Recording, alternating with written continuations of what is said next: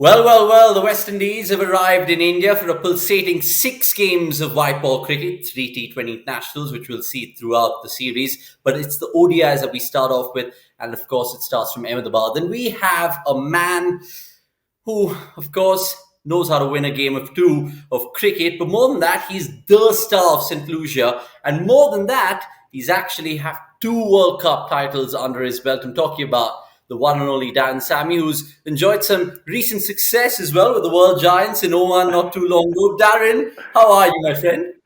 I am good, man. It's good to be on cricket.com, man. And look, we have an interesting series ahead. Two teams looking to gather momentum after, for West Indies, a difficult last few years, and for India, the transition from Virat Kohli. So I'm actually excited to watch that series. Absolutely, I agree with you, and all the fans watching this will agree with you as well. And there's various subplots, like you just mentioned there. But you talk about India, West Indies, and this rich ODI history that there's been witnessed to these two teams. Now, the last time, Darren, West Indies pulled off an ODI series win in India was 20 years ago, 2002, 2003. Do you Oh remember that man, series? 2002, 2003. Wow, whew, that was a year before I actually made my debut. Yep. So it must have been Brian Lara and early career of Chris Gale and these guys. But yeah, it shows like the way our cricket has been, especially in the ODI format. We did won the Champions Trophy in 2004 under Brian Lara, but beating India has been very difficult, especially in India. And this series will also pose a lot of challenges for the West Indies. But, with the exciting young talent that they have, they'll come and play fearlessly. Yeah, fearless cricket has always been the vibe that the West Indies have with their cricket. And you look at that particular squad, it's almost everyone.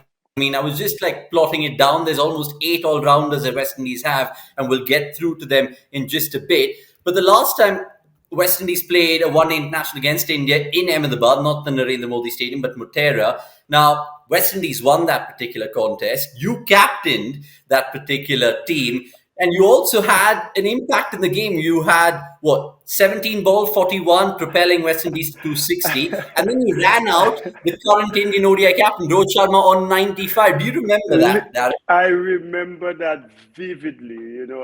Look, we had an opportunity, I think, in the first ODI to get Sehwag out. I think I dropped him at slip.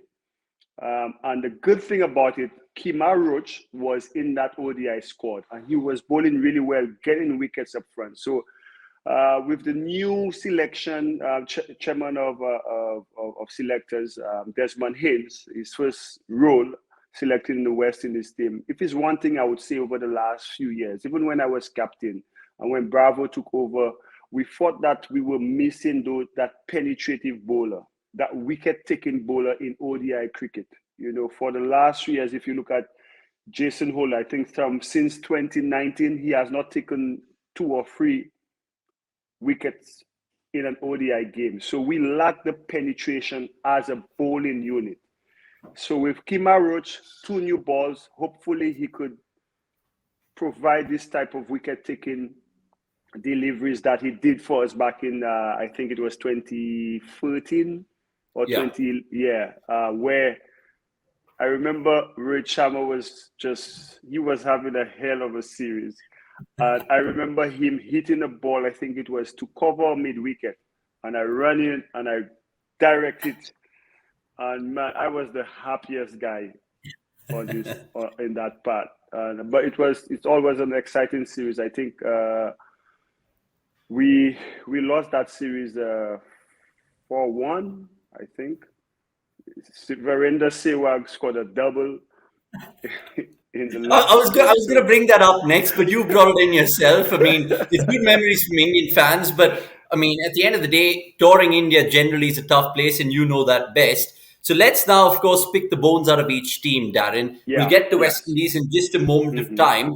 But India first. Now, as you know, COVID's hit the camp. There's no Shikhar Dhawan, no Yeah, Shreyas yeah. Iyer, no Rutuj Gaikwad, no Navdeep Saini. In fact, there's no KL Rahul for the first one international because he has to attend his sister's wedding. So how do India go about their business? Because right now they have only 5 batsmen in their squad. Who do you expect to start in this one?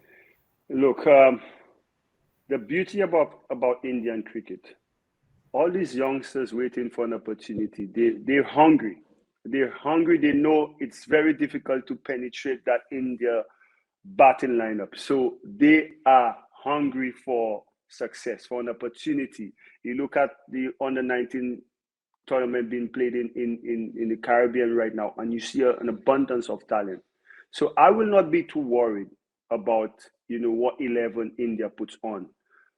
I know whoever they put on that pack will come out and play a brand of cricket that is entertaining and will be a force to reckon with, because India keep on producing these guys and these talented players that when they get on the international scene, they look ready. They look like they belong there. They've been playing for a while. I remember Prithvi Shaw making his test debut against the West Indies and scoring 100 and looked like he was ready. So with Shikhar Dhawan and all these guys missing, I think it creates a wonderful opportunity for the newcomers to come in and put in a good performance. And Rohit Sharma, he's had really good success against the West Indies, especially in that white ball format. And yeah, I think he'll be ready to lead again and take over the ropes from Kohli.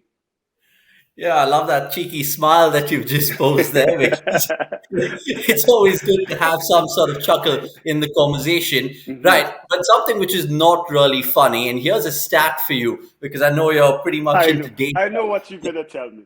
I know what you're gonna tell me. Okay, because this is about the Indian bowlers. Now, since the Yeah. 2019 World Cup, get this, guys. India's pacers have been the worst in terms of average and economy in the power play, but they've also been the most expensive side in the middle overs. And of course, the death bowling problems is also there to see. So, how do you go about solving these problems before the And 2023, Dan Sammy?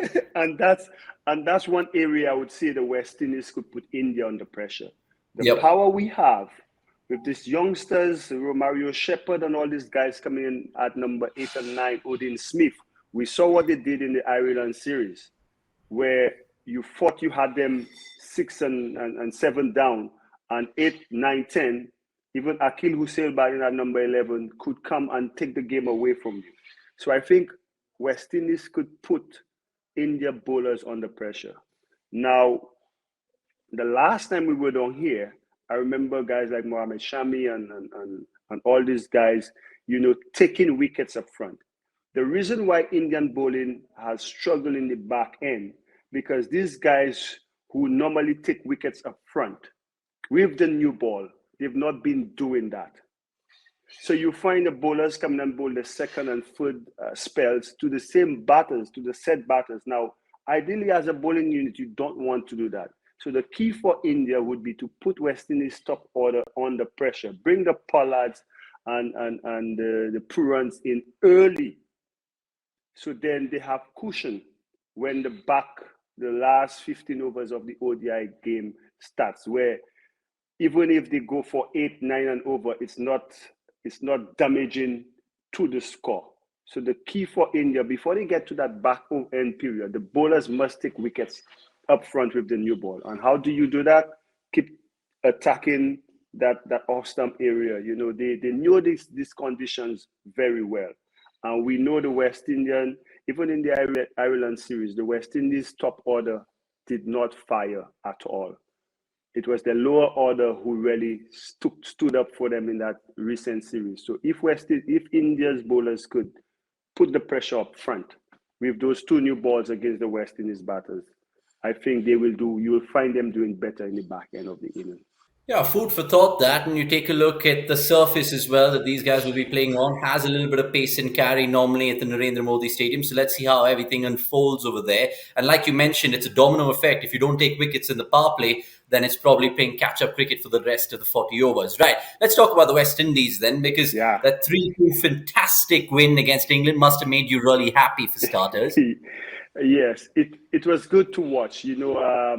Especially England being the number one side, coming off a series against Ireland where we lost. Yeah. So many things happening outside of the team, stuff being said in the media. I thought the guy showed true character, you Yeah. know. And I guess we discovered some guys coming in into that T20 squad, like guys like Rockman Powell and Nicholas Puran starting to score runs again, because we need Nicholas Puran, who's the vice captain, scoring runs. He's gonna be one of the best batsmen in the world. He's moved on to in the top 20 in T20 cricket, and we know his potential. When he's scoring and runs, the pace at which he could score the runs, it could ease off the guys, allow guys like Chase and Roston Chase and Shea Hope, to play that role where they could anchor the inning, because we have guys scoring at 120, over 100 strike rate, whilst the other guys could go on and take the game deep.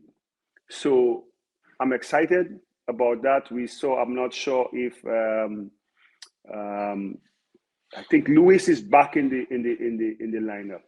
So Lewis opening the inning now brings even more stability to Kieran Pollard. So if we could, whatever we do, we'll have to bat well. If you don't bat well in India, you cannot win ODI matches there. Yeah, okay, fine, fair enough. And that's absolutely 100% spot on. Now, we've spoken about the batting from both sides, but what about the spinners from the West Indies side? Because we saw probably a little bit of it in that England series. Akil Hussain, Fabian Allen doing his job, not even mentioned Hayden Walsh Jr. And remember, the last time that India, of course, had West Indies for the one day series, they had spinners like Ashley Nurse, who comes to mind, Roston Chase, like you said. So, how will these spinners do well for West Indies? What do you make of them? Um, Look, I've had these conversations with Phil, even in T20 cricket, and I said it earlier.